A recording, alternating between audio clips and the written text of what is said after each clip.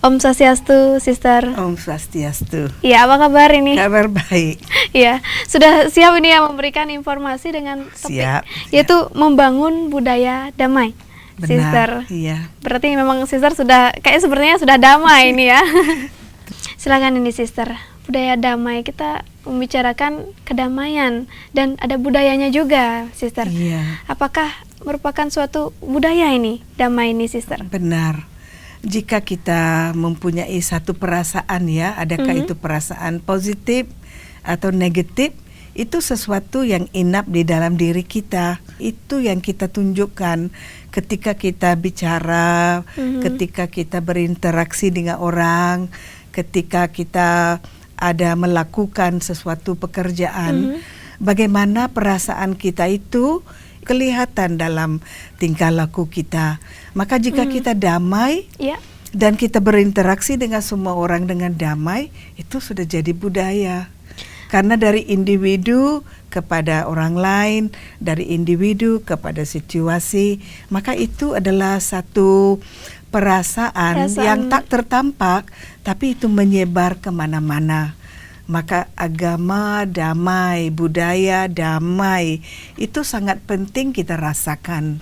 Janganlah berpikir bahwa kedamaian itu muncul secara otomatis. Kita harus punya tekad bahwa saya akan bertindak secara damai. Saya akan selalu damai. Saya mungkin mendapat tantangan atau mungkin saya dapat kritikan, tapi saya tetap akan memelihara kedamaian saya.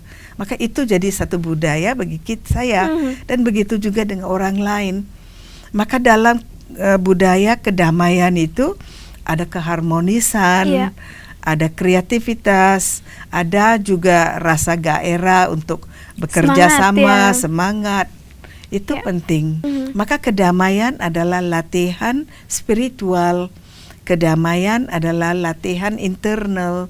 Kedamaian adalah pengendalian pikiran. Itu kita harus lakukan sesering mungkin supaya itu menjadi pola pemikiran kita, pola interaksi kita, pola pribadi kita, dan itu menjadi karakter kita.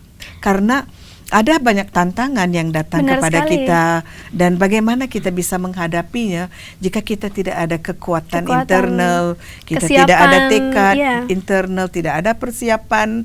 Semua itu harus datang dari diri kita. Kadang-kadang ada orang yang pura-pura damai, tapi kita bisa tahu bahwa ada kepura-puraan dalam dirinya karena dia bisa terpancing oleh sesuatu yang tak terduga.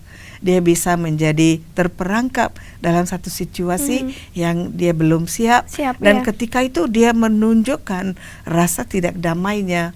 Maka kedamaian itu harus benar-benar menjadi satu kasana milik kita. Satu yang memang ada di dalam diri kita. Sesuatu yang kita bisa pakai kapanpun, dimanapun, tanpa menjadi terpancing atau tergoda oleh sesuatu. Apa ini keterkaitan antara senang dalam artian materi, antara kebahagiaan atau kedamaian? Apakah keterkaitannya ini, Sister? Sebenarnya barang-barang materi bisa dibeli dengan uang. Tapi kita tanya orang yang punya mobil yang baru ya, katakan kita tanya dia, adakah Anda bahagia dengan mobil baru? Dia akan katakan iya, bahagia. Tapi setelah itu 2-3 hari setelah itu ada model baru yang keluar di pasaran. Jika kita tanya dia, Anda senang dengan mobil ini? Dia akan berkata ada mobil yang lebih baru gitu. Maka hal-hal yang fisik bisa memberi kita kebahagiaan tapi sementara. Maka kedamaian itu adalah sesuatu yang kita ciptakan dalam diri kita, dari pikiran kita, dari kemauan kita, dari keinginan kita. Manakala uang dapat membeli barang-barang fisik yang memberi kita kesenangan fisik. Tapi untuk kesenangan jiwa, batin, kita perlu kedamaian. Tapi orang yang tidak damai, tapi kadang-kadang memaksa dirinya menjadi damai.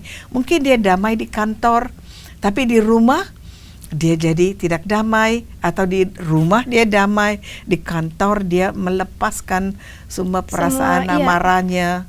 bisa juga. Maka berarti orang itu tidak ada memiliki Kontrol, kedamaian dalam dirinya. Dia Iya. tidak bisa mengendalikan dirinya. Dia tidak ada satu kontrol atas dirinya. Maka kedamaian adalah energi yang baik. Cinta kasih adalah energi yang baik. Kemudian kebahagiaan adalah energi yang baik. Belas kasih adalah energi yang baik. Dan ada energi yang tidak baik, amarah, misalnya iri hati, misalnya kompetisi, korupsi, itu juga energi. Maka energi itu jika merebak dari satu orang ke satu orang bergerak, maka orang itu bisa tangkap energi itu dan dia balas dengan energi yang sama. Atau jika dia ada pengendalian diri, dia mengatakan saya tidak mau jadi terpancing, dan dia tetap bisa damai. Maka anak-anak melihat orang tuanya jadi marah, maka dia tunjukkan amarah juga. Karena dia lihat orang yang amarah akhirnya dapat apa yang dia inginkan. Maka anak-anak juga belajar menjadi amarah. Jika saya tidak dapat uang sebanyak ini, saya tidak mau masuk ujian. Tidak mau sekolah, seperti itu, Sister. Ada yang mengatakan begitu. Jika saya tidak dapat mobil, saya tidak mau ke sekolah. Teman-teman saya punya mobil ada. Terlalu ambisius gitu jadinya, Sister. Ambisius, benar. Nah, bagaimana cara mengkontrol diri? Yang paling baik adalah meditasi. Dalam meditasi kita menjadi tenang, bisa lihat diri kita, bisa merawat diri kita, bisa juga mengoreksi diri kita, dan kita kasih kekuatan internal pada diri kita. Itu satu. Yang kedua adalah kita ingat Tuhan. Dan Tuhan adalah sumber dari segala kekuatan, segala kebajikan, segala kedamaian. Dengan membuat satu koneksi dengan Tuhan, sesering mungkin kita bisa selalu ada pengendalian diri dan kita bisa tetap menjadi damai. Tema kita kali ini budaya damai, yaitu budaya yang berasal dari kata budi yang artinya akal atau pikiran. Iya, benar. Dengan alaminya begini itu. Ya, jika kita katakan akal budi atau intelek, itu adalah tekad kita untuk ciptakan satu pola pemikiran yang damai. Misalnya saya mau jadi damai, maka dalam intelek kita atau akal budi kita, kita sudah punya satu perasaan, walau apapun terjadi dalam situasi ini, saya tetap akan damai. Dia sudah buat satu keputusan. Berarti memang dan oleh karena itu sudah ada satu tujuan, sudah ada satu tekad, sudah ada targetnya. Maka dia melakukan itu. Tapi jika kita menjadi polos, tidak ada persiapan apapun secara internal, dan kita masuk ke dalam satu situasi, andai kata situasi itu panas, kita juga memberi reaksi panas. Marah ya, kita kasih kemarahan. Dan oleh karena itu kita harus bisa mengendalikan diri, selalu damai, karena Om Shanti adalah menunjukkan satu kedamaian dalam diri kita. Kita damai, orang lain damai, alam damai. Begitu.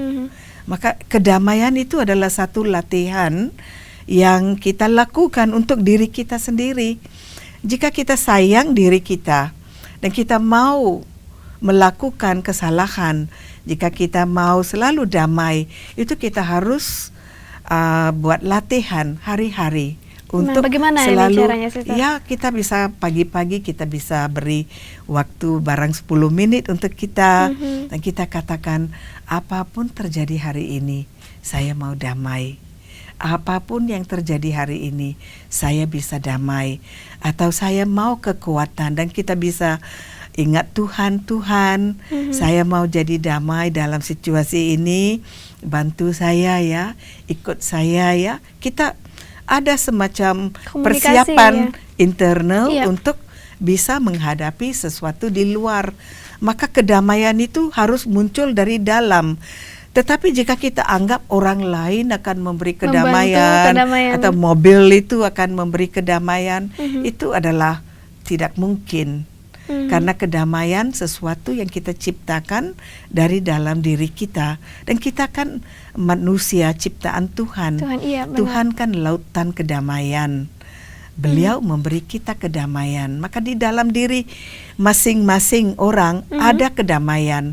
Tapi kita harus bisa Menciptakan itu mencongkelnya, sendiri, iya. menggunakannya, memakainya, mengingatnya, dan terus mengingat diri kita bahwa kita bisa bertindak dengan damai, gitu.